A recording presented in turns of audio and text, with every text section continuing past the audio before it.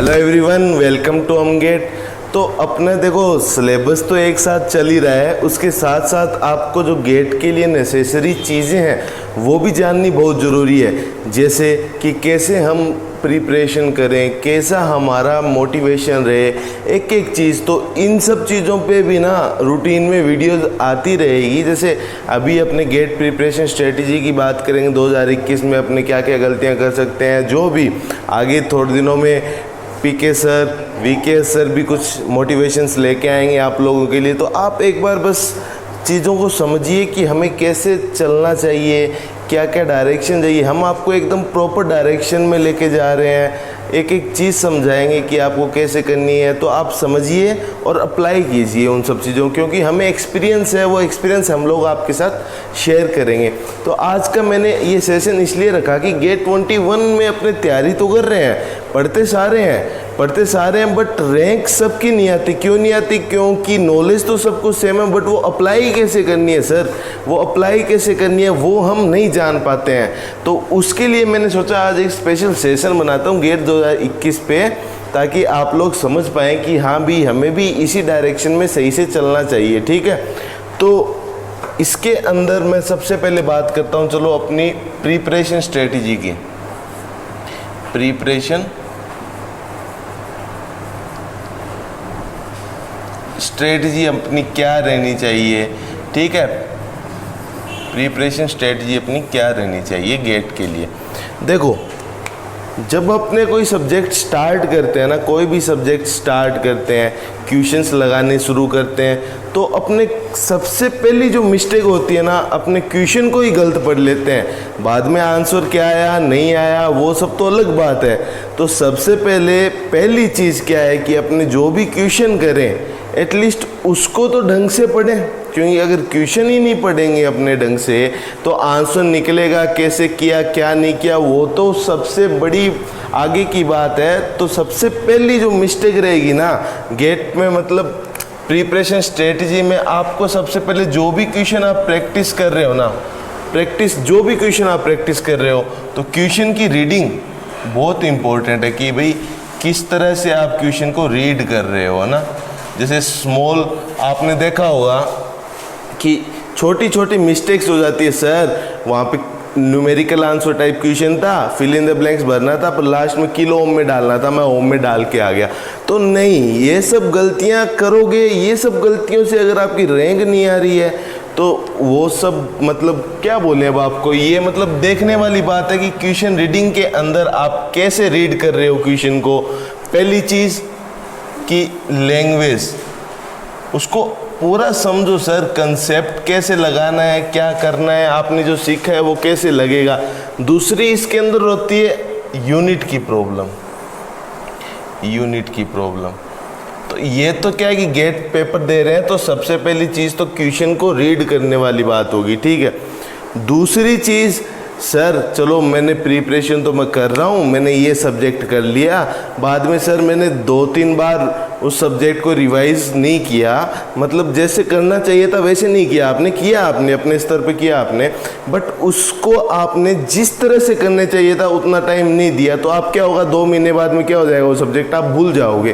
तो वो आप शुरू से वैसा ही पढ़ने पड़ेगा आप लोगों को जैसे आपने शुरू में पढ़ा था। तो सबसे मेन चीज़ क्या होगी फिर, मतलब उसके पढ़ने का तो सब कुछ खराब हो गया ना सिस्टम। उस सब्जेक्ट को पढ़ा, इतनी मेहनत की, 1 महीना लगाया, वो सारा मिट्टी में मिल गया आपका। तो उसके लिए सबसे पहले आपको क्या करना पड़ेगा, जैसे आपने सब्जेक्ट तैयार कर लिया, ठीक है, कोई भी सब्जेक्ट में, कोई भी मान लो, ये जैसे मैं नेटवर्क थ्योरी की बात करी, एक एग्जांपल से नेटवर्क थ्योरी की बात की, नेटवर्क थ्योरी है अपना, ठीक है।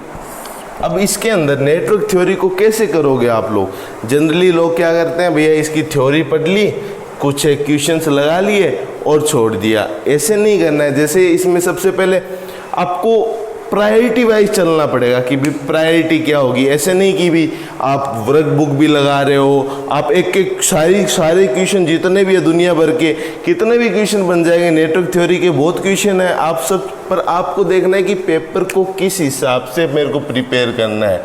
तो गेट का पेपर है तो आप सबसे पहले क्या कीजिए, आप इसके जो भी हम नोट्स बनवा रहे हैं वो पढ़िए। सबसे पहले आपको क्या होना चाहिए कि सर मैं इसके नोट्स कंप्लीट, क्लास नोट्स पढ़े, क्लास नोट्स पढ़ लिए सर मैंने, ठीक है, क्लास नोट्स पढ़ लिए। उसके बाद में आपको क्या करना है, इन्हीं क्लास नोट्स से अगर आप शॉर्ट नोट्स बना सकते हो तो वो बनाओ, ठीक है। शॉर्ट नोट्स बनाने के दो तरीके होते हैं, एक तो क्लास नोट्स से, अगर क्लास नोट्स आप रिमेंबर कर सकते हो तो बहुत अच्छी बात है, या फिर उसके अंदर ही अंडरलाइन कर लेते हैं कई बार शॉर्ट नोट्स के लिए। और दूसरा तरीका होता है टेस्ट सीरीज़ के, वो मैं आगे जब उस पॉइंट पे आऊँगा तब मैं आपको बताऊँगा, ठीक है। पहला क्या हो गया आपका क्लास नोट्स बनाए सर। दूसरी क्या बात करेंगे इसके अंदर सर, गेट के प्रीवियस ईयर क्वेश्चन लगाने उसके जस्ट इमीडिएट आपको, क्योंकि आपको अंदाज़ा हो जाएगा कि कैसे क्वेश्चन आएंगे। अब एक मेन मिस्टेक जो ना जनरली बच्चे करते हैं, या फिर हम लोगों ने शुरू में पहले टाइम अटेम्प्ट किया था तब की थी, वो क्या होती है कि भाई जो अपने ईएससी के क्वेश्चंस होते हैं ना, ईएससी प्रीलिम्स के जो ऑब्जेक्टिव क्वेश्चंस होते हैं वो नहीं लगाते हैं। ईएससी प्रीवियस ईयर क्वेश्चन, अब क्या है कि आप लोगों ने ये क्वेश्चन लगा लिए, अब कई क्या आते हैं एक बार लगा के छोड़ देते हैं, नहीं, ये आपको 5 से 10 बार, जब तक पेपर नहीं हो ना, 5 से 10 बार जो लगाता है ना, उसके जाके लास्ट में इनका कंसेप्ट एकदम से क्लियर हो जाता है। क्योंकि क्वेश्चन के अंदर ही ना कुछ छुपे हुए कंसेप्ट होते हैं जो उनको ग्रेसअप कर लेता है, वो तो चलो अपना ब्रॉड माइंड से अपना आराम से पेपर का एनालिसिस कर लेता है कि हाँ भी ये मेरा कंसेप्ट था, ये था, गेट में ऐसे क्वेश्चन आ रहे हैं, तो उसकी रैंक आ जाती है, ठीक है। तभी मैं बार बार कहता हूँ कि कोई एवरेज नहीं होता, कोई इंटेलिजेंट नहीं होता, जो अपने पे काम करता है ना वो इंटेलिजेंट बनाता है खुद को। तो ये चीज़ आपको देखनी है कि पहली बार क्वेश्चन लगाया, गेट के क्वेश्चन लगाए, उसमें स्टार मार्क कर लिए, कैसे क्वेश्चंस, जो क्वेश्चंस आपको लगे आपसे एक बार नहीं बने, 2 बार नहीं बने, दोबारा उसको लगाइए, तीसरी बार उसको लगाइए, फिर उसमें से जो आपको लगे कि ये कंसेप्ट इंपॉर्टेंट था वो शॉर्ट नोट्स में अलग से लिख लीजिए, ठीक है। तो वो तरीका, ये 2-3 नहीं, आपको 5 से 7 बार लगाने पड़ेंगे गेट के हुए, ठीक है। रिवीजन साइकिल में चलती है वो चीज़ें, मैं बताऊंगा, उस पे आऊँगा तो, ठीक है। तो ये ईएससी बहुत ज़रूरी है, ईएससी के प्रीवियस ईयर क्वेश्चन, क्योंकि वो एक्यूरेसी पे डिपेंडेंट क्वेश्चन रहते हैं सारे के सारे, ठीक है। तो वो क्या कर, उसमें क्या टाइम कम रहता है ईएससी के पेपर में, उस हिसाब से क्वेश्चन बनाए रहते हैं, तो आपको आइडिया हो जाएगा कि गेट में 1-1 नंबर के क्वेश्चन कैसे आ सकते हैं, या गेट में 2 नंबर के क्वेश्चन इजी लेवल पे कैसे आ सकते हैं, मेरे को कैसे अटेम्प्ट करने चाहिए, वो भी मैं क्वेश्चन की वो डिस्कस करूँगा तो वो भी बताऊँगा आपको, ठीक है। तो तीसरी मेन चीज़ ये होगी। अब जो चौथी जो गलती करते हैं ना अपने, इस सब्जेक्ट जैसे मैंने तैयार किया तो इसका जो रिवीजन है ना, इसका सब्जेक्ट का रिवीजन, सिर्फ एक पर्टिकुलर सब्जेक्ट की बात कर रहा हूँ मैं, रिवीजन वे जो होता है ना, वो अपना सही से नहीं रखते अपने। क्यों नहीं रखते? जैसे मैं अपनी बात कर लेता हूँ, जैसे ठीक है, अभी अपनी बात करके मैं एक एग्जांपल में, मैंने किया नहीं किया वो अलग है, नहीं, एक एग्जांपल के वे में आपको बता रहा हूँ। जैसे नेटवर्क थ्योरी पढ़ा मैंने अभी, जैसे मैं नेटवर्क थ्योरी पढ़ा 15 दिन, 20 दिन या फिर 25 दिन में, जितना भी दिन मेरे को लग सकते हैं, जितनी मेरी कैपेबिलिटी है। कई बार क्या कहते हैं कि अपने सोच लेते हैं कि कोई टॉपर का इंटरव्यू देख लिया, उसकी स्ट्रेटजी फॉलो करने लग जाते हैं। भाई उसका अलग एबिलिटी है, उस बंदे ने की अलग एबिलिटी है, आप लोगों की एबिलिटी अलग है। आप क्यों किसी के साथ खुद को कंपेयर कर रहे हो? आप अपनी स्ट्रेटजी बनाइए ना। क्यों आप अगली बार जब आपका सिलेक्शन हो तो आप वो चीज़ बताओगे, है ना, तो वो आपकी स्ट्रेटजी है। अब ज़रूरी नहीं है, कई होते हैं वो कोचिंग वाले जैसे बोल देते हैं वैसे बता देते हैं आप लोगों को, और आप लोग अंधाधुंध उसकी बस उसके पीछे पड़ जाते हो कि इसने ऐसे किया, इसकी रैंक है, मैं वैसे करने लग जाता हूँ। ज़रूरी नहीं है, आप अपनी स्ट्रेटजी बनाइए। अगर आपकी स्ट्रेटजी में दम है तो आपकी श्योरली रैंक आएगी, क्योंकि अपनी स्ट्रेटजी जो होती है ना वो 100% काम करती है, क्योंकि वो अपनी कैपेबिलिटी के हिसाब से बनाते हैं। तो रिवीजन का वे क्या हुआ, जैसे मैंने नेटवर्क थ्योरी पढ़ा, ठीक है, उसके क्लास नोट्स पढ़ लिए, उसकी एक क्वेश्चन लगा लिए, ठीक है। बाद में मेरे को जैसे दूसरा सब्जेक्ट मैं पढ़ रहा हूँ, जैसे मेरा नेटवर्क थ्योरी के बाद में जैसे मैंने पढ़ा सिग्नल सिस्टम स्टार्ट किया, मान लो सिग्नल स्टार्ट किया। अब ये जब सब्जेक्ट चल रहा है ना, तो ये तो चल ही रहा है, साथ में इसका भी रिवीजन ज़रूरी है, इसका भी रिवीजन ज़रूरी है साथ में, इसका कैसे करोगे? जैसे वीकेंड पे या फिर डेली इसके शॉर्ट नोट्स पढ़ लिए, वीकेंड पे इसके जो यहाँ पे स्टार मार्क क्वेश्चन किए थे वो आप लोगों ने लगाए। ये आपको इस सब्जेक्ट के साथ कॉन्टिन्यूसली रखना है। तो ये 2-3 सब्जेक्ट के साथ ये दो फिर बाद में सिग्नल को अगले सब्जेक्ट के साथ, नेटवर्क के फिर बाद में टेस्ट सीरीज नेटवर्क के अगले सब्जेक्ट के साथ। तो ये सारी चीज़ें आप अगले सब्जेक्ट के साथ कंटिन्यू वे में रखोगे ना, तो आपका ये सब्जेक्ट पूरा ढंग से तैयार हो जाएगा ना। तो ये ही डिफरेंस रहता है। जिसकी रैंक आती है ना, वो क्या करता है, जब तक गेट का पेपर नहीं होता तब तक अपना रिवीजन एक तरह से साथ में रखता है। जैसे मेरा नेटवर्क तैयार हो गया, ठीक है, इसके लास्ट में सिग्नल के साथ मैंने इसके क्लास नोट्स और प्रीवियस ईयर क्वेश्चन से ये सारे लगा लिए, ठीक है। उसके बाद में मैं एक टेस्ट दूंगा इसके ऊपर, ठीक है। उसके बाद में क्या आती है, तीसरी मेन चीज़ जो आती है ना इसमें, जैसे नेटवर्क की अगर मैं बात करूं तो 5वां आएगा आपका टेस्ट। सब्जेक्ट वाइज टेस्ट रहते हैं टेस्ट सीरीज में, आपको पता है सब्जेक्ट वाइज टेस्ट रहते हैं। तो आपने पूरा किया, रिवीजन कर लिया, उसके बाद में सिग्नल जब आप प्रिपेयर कर रहे हो, सिग्नल के ये वाले क्वेश्चन लगा रहे हो, तो एक दिन टेस्ट दे दीजिए नेटवर्क का चेक करने के लिए कि मेरे कंसेप्ट कितने क्लियर है। वहाँ से आप शॉर्ट नोट्स बनाइए, छोटी मोटी ट्रिक्स देखिए कि क्या मैं गलती कर रहा हूँ। वो भी मैं टेस्ट सीरीज़ का अलग से यहाँ पे तीसरा बताऊँगा ना, उसमें डिस्कस करूँगा कि भाई प्रिपरेशन में लास्ट में अपना जो मेन पॉइंट रहता है वो कैसे रहता है। तो ये टेस्ट जो है ना, टेस्ट ये देके आपको सिर्फ एनालिसिस करना है खुद का कि मैंने नेटवर्क को किस तरह से तैयार किया है ना, वो आपको मैंने एक तरह से एक वे बताया है, आप अपना फॉलो कीजिए, आप अपने तरह से समझिए। ये एक वे बताया है मैंने, आप लोगों को आइडिया दिया है, ठीक है। तो ये दूसरी चीज़ होगी। तीसरी जो मेन चीज़ आती है ना इसमें, ठीक है, ये रिवीजन वाला वे बहुत इंपॉर्टेंट होता है। मैंने इंट्रोडक्शन में भी बोला था एक चाय पत्ती का एग्जांपल दे के, वैसे ही यहाँ पे बोल रहा हूँ। ये सब्जेक्ट का हो गया, ठीक है। तीसरी जो मेन चीज़ आती है ना, तीसरी मेन चीज़, अब कई बच्चे होते हैं प्रिपरेशन तो कर लेते हैं, टेस्ट सीरीज नहीं लगाते हैं, टेस्ट सीरीज नहीं लगाते हैं, सीधा गेट का पेपर दे आते हैं। तो सबसे बड़ी गलती यही होगी, क्योंकि टेस्ट सीरीज जो होती है ना, वहाँ पे वो लोग क्या करेंगे कि अपने शॉर्ट नोट्स वहीं से ही बनाने हैं। जो मेन शॉर्ट नोट्स होते हैं ना, वो टेस्ट सीरीज से बनते हैं, क्योंकि क्लास नोट्स तो आप लास्ट तक इतनी बार पढ़ लोगे, आपको एक एक चीज़ आ जाएगी, उसकी शॉर्ट नोट्स की आपको जरूरत ही नहीं पड़ेगी। आपको जो नई चीज़ें सीखने को मिलेगी वो यहाँ पे जब आप कुछ बच्चों के साथ compete करोगे, तब आपको पता लगेगा कि मेरा एनालिसिस क्या है, मैं क्या गलतियाँ कर रहा हूँ, मैं क्या सही कर सकता हूँ। ज़रूरी नहीं है 100 नंबर लाना, आपको ये देखना है कि अगर मैं 50 क्वेश्चन भी करके आ रहा हूँ 65 में से, अगर 50 क्वेश्चन भी अटेम्प्ट कर रहा हूँ मैं, तो उन 50 क्वेश्चन में एक्यूरेसी कितनी है, मेरी स्पीड कितनी है, ठीक है। तो ये सारी चीज़ें आपको कहाँ से पता लगेगी, टेस्ट सीरीज से। मान लो आपने एक टेस्ट सीरीज दी, ठीक है, आपने एक टेस्ट सीरीज दी।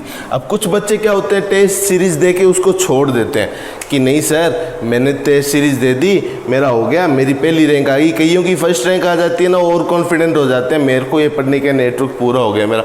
बट आपकी फर्स्ट रैंक आई है, चलो ठीक है, बट आपके एक टॉपिक में आई है ना, सब्जेक्ट वाइज दे रहे हो, वहाँ पे आप हाफ सब्जेक्ट का उतने में देते हो। ऐसा जरूरी थोड़ी सिग्नल में आपकी फर्स्ट आएगी, तो ये जरूरी नहीं, रैंकिंग मैटर नहीं करती। आप जितनी गलतियां करो, मैं बार बार गलती करोगे ना तो बढ़िया है, क्योंकि गलती करोगे तो सीखोगे कि आपसे वो गलती हो सकती है पेपर में, तो आप वो कैसे सुधारें। तो जैसे टेस्ट सीरीज दिया आप लोगों ने, ठीक है, आपके 100 में से मान लो आपका 50 नंबर का मान लो normal subject wise test 50 number का पेपर था नेटवर्क का, ठीक है, 50 नंबर का पेपर था, आपके आए 35 मार्क्स आए, अच्छे मार्क्स हैं, ठीक है, अच्छे मार्क्स हैं। बट आपने किया 50 का पूरा अटेम्प्ट था, आपके 35 आए, पर जो आपके 15 नंबर जो घटे, आपके जो -15 नंबर जो घटे, वो आपके क्यों घटे, आपको सिर्फ इस चीज़ का एनालिसिस करना है। इस 35 में तो आप परफेक्ट हो, ये 35 तो आपके कोई नहीं छीन सकता, क्योंकि इन क्वेश्चंस के कंसेप्ट आपके क्लियर है। ये जो 15 थे, जब आपने इनकी सॉल्यूशन देखा, आपको आते थे, बट आपने सिली मिस्टेक्स की, जो फॉर्मूला सही से लगाना था उसको उल्टा लगा दिया, या फिर आपने क्वेश्चन गलत पढ़ा, आपने उसका यूनिट नहीं चेक की, तो वो सारी जो गलतियां हैं, ये 15 नंबर में जो आपकी करेक्शन जो आप कर सकते हो, एनालिसिस पूरा औरों के कंपेयर कीजिए कि ये जो आपने गलत किए क्वेश्चंस जिनके आपके नंबर घटे हैं वो दूसरे सही कितने जने कर रहे हैं, ठीक है, कहीं सारे ही तो गलत नहीं कर रहे। अगर सारे गलत कर रहे हैं और आपको ये आते भी थे तो आपको इन पे काम करना चाहिए। इनमें से जो क्वेश्चन आपको अच्छे लगे, कंसेप्चुअल क्वेश्चन लगे, आपको नहीं आ रहे, उनको शॉर्ट नोट्स में बनाइए।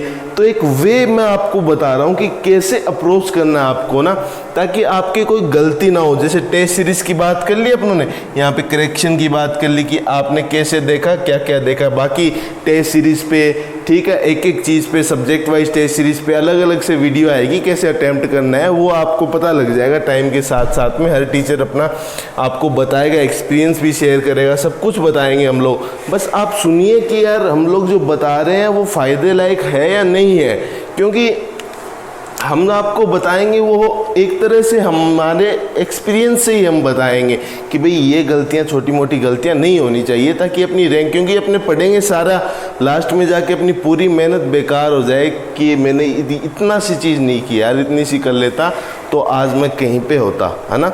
तो वो आप मत कीजिएगा, ठीक है। जैसे ये एनालिसिस करना कि भाई टेस्ट सीरीज में मतलब कैसे अटेम्प्ट करना है। दूसरी मेन चीज़ होगी, ये तो करेक्शन की बात होगी, ये 15 घंटे मतलब आपने जितने अटेम्प्ट किए थे उतने आपके सही नहीं हुए, तो मतलब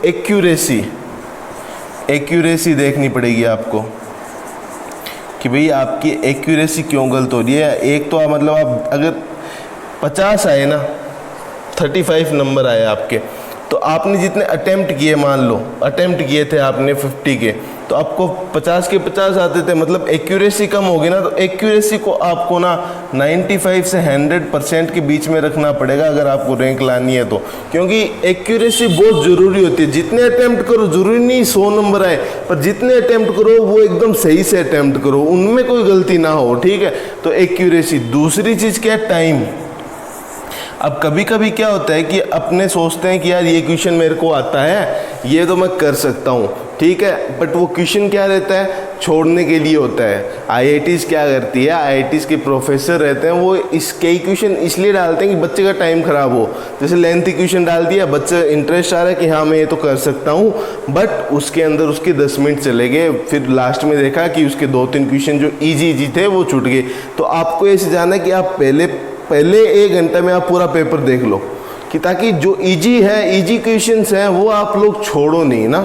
जो इजी क्वेश्चन है वो सब अटेम्प्ट कर रहे हैं वो आप छोड़ो नहीं। फिर आगे वाले घंटे में 2 घंटे में आप क्वेश्चन लगाइए, मॉडरेट लेवल के लगाइए, फिर लास्ट में हार्ड लेवल, क्योंकि आपको रैंक लानी है। वहाँ मैटर नहीं करेगा आपने किस लेवल का क्वेश्चन किया, क्योंकि वो जो आप देखोगे ना, जो क्वेश्चन किसी से नहीं, कोई नहीं करके आएगा, जो आपको हार्ड लगा ना वो क्वेश्चन कोई नहीं करेगा, क्योंकि उसको अपना, आपने देखो 100 में से 100 नंबर तो किसी के नहीं आते। जो स्मार्ट वे में चलता है ना, जो स्मार्ट वे में चीज़ें सॉल्व करता है, उसे बोलते हैं रैंक होल्डर, ठीक है। वो रैंक लेके आता है। तो आपको मेन चीज़ टाइम का भी देखना है, ठीक है, कि टाइम को कैसे यूटिलाइज करना है, टाइम का कैसे यूटिलाइज करना है, ठीक है, ये मेन चीज़ होगी। तो मेरा ये प्रिपरेशन स्ट्रेटजी का देखो, सबसे पहले मैंने अब क्वेश्चन ही रखा कि भाई क्वेश्चन रीड, क्योंकि अगर यही गलती कर दी तो आगे तो बढ़ने की जरूरत नहीं है। पेपर स्टार्ट किया, क्वेश्चन ही सही से रीड नहीं किया, तो मैंने शुरू में ये नहीं बताया कि आप सब्जेक्ट कैसे पढ़ रहे हो, मैंने शुरू में ये बताया कि क्वेश्चन रीड करोगे ना वो कैसे करोगे, क्योंकि अगर आपने क्वेश्चन ही रीड नहीं किया तो सब्जेक्ट पढ़ने का ढंग से नहीं किया तो सब्जेक्ट पढ़ने का क्या मतलब हुआ। इसलिए सबसे पहली इंपॉर्टेंट मिस्टेक, और इसी के अंदर ही ना आप जब करते हो तो आपकी कैलकुलेशन मिस्टेक आएगी। कैलकुलेशन वो आपको सुधारनी है। वो कैसे सुधारोगे, मैथ और एप्टीट्यूड की प्रैक्टिस करते रहो। कई बार क्या होता है, बच्चे मैथ और एप्टीट्यूड को हल्के में ले लेते हैं, क्योंकि मैथ और एप्टीट्यूड वो छोड़ देते हैं, लास्ट में करते हैं, जबकि मैथ और एप्टीट्यूड 30 नंबर का आता है। 30 नंबर, 25 से 30 नंबर का आता है गेट के एग्ज़ाम में, मतलब 30% of GATE exam is from math and aptitude. तो भाई उसका क्यों रिस्क लेना, उस चीज़ का क्यों रिस्क लेना, वो तो आपको करना ही करना है ना, वो चीज़ तो आपको करनी ही करनी है, उसका तो कोई ऑप्शन नहीं है। और मैथ के तो क्वेश्चंस आपको पता है डेफिनेटली बनेंगे अगर आपको कंसेप्ट आता है तो, एप्टीट्यूड के भी डेफिनेटली बनेंगे, इतने जी क्वेश्चन आते हैं। तो ये सारी चीज़ें जहाँ पे आप स्कोर कर सकते हो, आपको पता है कंट्रोल सिस्टम में आप स्कोर कर सकते हो सॉरी, आपको पता है कंट्रोल सिस्टम में आप स्कोर कर सकते हो, तो जितने का कंट्रोल आता है, अब कंट्रोल पूरा ढंग से तैयार कर रखा है आपने, तो ऐसे सब्जेक्ट क्यों छोड़ने, ऐसे इक्वेशन क्यों छोड़ने जिनकी वजह से अपनी रैंक गिर जाए। इजी इक्वेशंस पहले कीजिए ना, 1 घंटे में पूरा पेपर देखिए। तो प्रिपरेशन स्ट्रेटजी में देखो, सबसे पहला क्वेश्चन रीड आपको सही से करना है, वहाँ की यूनिट्स देख कर लेनी है। न्यूमेरिकल आंसर टाइप में आपके लास्ट में क्या यूनिट लग रखी है, किलो में। आप बोलो सर मेरा 4000 ओम आया, वहाँ पे किलो ओम में पूछा था, मैं वहाँ पे 4000 लिखाया, तो वो गलत हो गया, 4 आएगा, वहाँ पे किलो तो लगा रखा है ना। तो वो चीज़ देखनी है। सारा क्वेश्चन सोल्व किया, टाइम भी खराब हुआ, ऊपर से क्वेश्चन भी गलत हो गया, और ऊपर से नेगेटिव मार्किंग और होगी, दूसरे क्वेश्चन के भी नुकसान हो गया। दूसरा, किस वे में आपको एक सब्जेक्ट तैयार करना है, रिवीजन साइकिल कैसे चलानी है दूसरे सब्जेक्ट के साथ में, ताकि लास्ट तक जाके वो चीज़, अब गेट के पेपर 5-10 बार लगा लो तो आपको आइडिया हो जाएगा कि अगली साल कैसा आएगा पेपर, मतलब किस टाइप का आ सकता है। जिस आईआईटी ने बनाया है, गेट पे रिसर्च कीजिए कि वे आईआईटी बॉम्बे ने पहले कौन कौन से टॉपिक्स को प्रीफर किया, मतलब कौन कौन से को प्रायोरिटी दी। तो ये सारी चीज़ें देख के आप तैयारी करोगे ना, तो आपको 100% बेनिफिट मिलेगा। क्योंकि पढ़ने से रैंक नहीं आती है, खुद पे काम करने से रैंक आती है कि भाई मैं किस तरह से खुद को आगे ले जा रहा हूँ, किस तरह से मोटिवेट रख रहा हूँ। अब कई होते हैं प्रिपरेशन करते होते हैं, एक फ़ोन साथ में, फ़ोन में सोशली सारा दिन एक्टिव रहते हैं, तो उस प्रिपरेशन का मतलब नहीं है, आपका माइंड डाइवर्ट होता रहता है। ठीक है, तो जब भी आप प्रिपरेशन स्टार्ट करो, उस टाइम से लेके जब तक आपका पेपर नहीं, तब तक आप सिर्फ और सिर्फ आपके सब्जेक्ट या फिर आपके पेपर को टारगेट रख के आप तैयारी कीजिए, बाकी सारी चीज़ों को अवॉइड कर दीजिए। क्योंकि आपका टारगेट आपने ये चूज़ कर लिया, तो इसके प्रति आपको 100% डेडिकेट रहना पड़ेगा।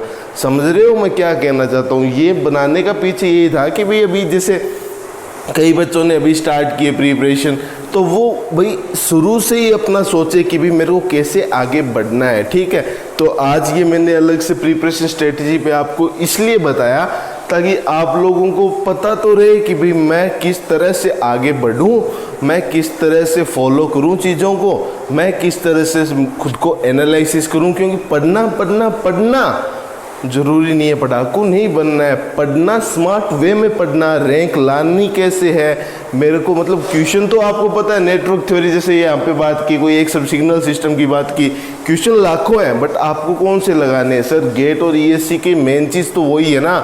वर्क बुक कोई भी आप लगा रहे हो, चलो अच्छी बात है लगा रहे हो, वो तो क्वेश्चन कोई और बनाता है ना, उसको तो क्वेश्चन बनाने के पैसे मिले, वो कैसा भी क्वेश्चन फ्रेम कर देता। बट ये क्वेश्चन तो आए हुए हैं ना, इस लेवल के क्वेश्चंस आईआईटी वाले प्रोफेसर ने बनाए हैं, तो इस लेवल के क्वेश्चन आगे आएंगे, इनके कंसेप्ट आप सीखोगे तो आप खुद एनालिसिस कर पाओगे कि हाँ भी मेरे को किस तरह से तैयारी करनी है, किस तरह से आगे बढ़ना है। ठीक है, तो ये सारी चीज़ें, और जो मेन चीज़ होती है वो रिवीजन रहती है। आपके क्लास नोट्स का रिवीजन आप बार बार कीजिए। ठीक है, वो कर लिया, फिर गेट के अंदर जो क्वेश्चन इंपॉर्टेंट थे वो वापस लगाइए, गेट के क्वेश्चन को दोबारा लगाइए, तीसरी बार लगाइए, अपनी हर रिवीजन साइकिल में वो क्वेश्चन कीजिए जो आपको लगे कि हाँ भाई ये क्वेश्चन रिपीटेडली आ रहा है, या फिर ये क्वेश्चन मेरे से बना नहीं, इसमें इंपॉर्टेंट कंसेप्ट था, तो वो स्टार मार्क कीजिए उन सबको। ईएससी के क्वेश्चन लगाइए, ईएससी के क्वेश्चन लगाओगे तो वहाँ से आपकी एक्यूरेसी अच्छी बनेगी, टाइम मैनेजमेंट सीखोगे आप, क्योंकि वहाँ पे इसी लेवल के क्वेश्चन रहते हैं कि कम टाइम में करने होते हैं आपको, तो उस हिसाब से आप प्रिपरेशन करोगे। टेस्ट सीरीज टाइम पे दीजिए, हर सब्जेक्ट के बाद में टेस्ट सीरीज दिए, साथ में बाद के अंदर फुल लेंथ टेस्ट सीरीज रहेगी। तो जैसे जैसे आप रेगुलरली चलोगे ना, वैसे वैसे ही आपको अपना आइडिया हो जाएगा। क्योंकि brilliant, intelligent, average, below average, इन सब में यही डिफरेंस होता है कि जो ब्रिलियंट है ना, उसने अपने आप का एनालिसिस पूरा कर रखा है। इंटेलिजेंट है, उसने अपना ढंग से पूरा सोच रखा है कैसे करना है। एवरेज है, वो टेस्ट सीरीज नहीं दे रहा या फिर रिवीजन नहीं कर रहा। बिलो एवरेज है, वो सिर्फ नोट्स पढ़ रहा है, सारे दिन नोट्स, एक बार नोट्स पढ़े दोबारा कोई क्वेश्चन नहीं लगा रहा। तो ये डिफरेंस रहता है, कोई एवरेज नहीं होता, कोई बिलो एवरेज नहीं होता, सब कुछ प्रैक्टिस पे डिपेंड रहता है। अगर आप प्रैक्टिस कर रहे हो तो आपकी श्योरली रैंक आएगी। ठीक है, तो ये सब बताने के पीछे का मेरा मेन रीज़न आज यही था कि आपको थोड़ा बहुत मोटिवेशन भी मिलता रहे साथ साथ में, और आप जो कॉमन मिस्टेक्स जो रहती है वो आप लोग ना करें। ठीक है, तो थैंक यू। ज़्यादा से ज़्यादा अगर आपको अमगेट पे जो लेक्चर्स आ रहे हैं, अगर आपको पसंद आ रहे हैं, तो तो उनको आप लोगों के साथ शेयर कीजिए ताकि हमें भी मोटिवेशन मिलता रहे, आप लोगों को अच्छी से अच्छी लेवल की एजुकेशन प्रोवाइड करवाएं।